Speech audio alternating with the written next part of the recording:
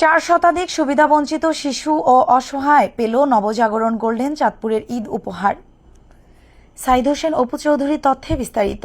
পবিত্র ঈদ উল ফিতরের আনন্দ সবার সঙ্গে ভাগাভাগি করে নিতে সামাজিক ও স্বেচ্ছাসেবী সংগঠন নবজাগরণ গোল্ডেন চাঁদপুরের আয়োজনে ঈদ উপহার বিতরণ করা হয়েছে।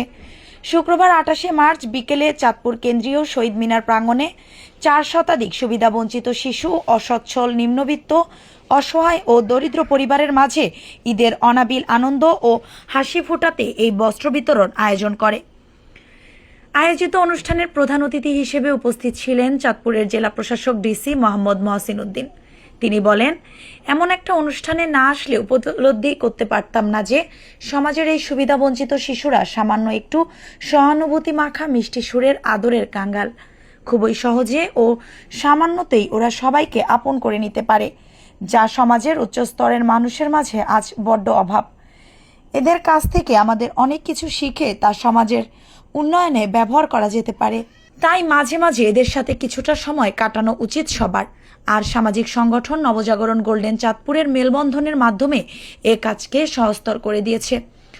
অর্থ সম্পদেই যে জীবনের সবকিছু নয় তা এখানে আসলে বোঝা যায়।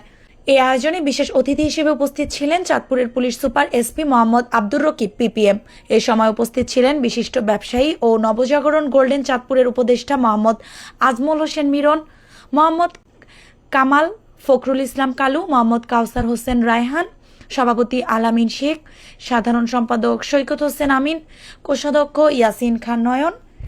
সংগঠনের সভাপতি গোল্ডেন আলামিন ও কোষাধ্যক্ষ ইয়াসিন খান নয়ন জানিয়েছেন, আমরা নিজেরা ঈদের আনন্দ করি, কিন্তু অসহায় দরিদ্র মানুষ ঈদ উপলক্ষে নতুন পোশাক কিনতে পারেন না, পরিবারের সদস্যদের নতুন কাপড় কিনে দিতে পারেন না।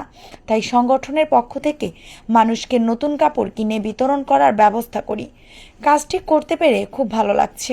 আগামীতেও আমাদের এ ধরনের কার্যক্রম অব্যাহত থাকবে।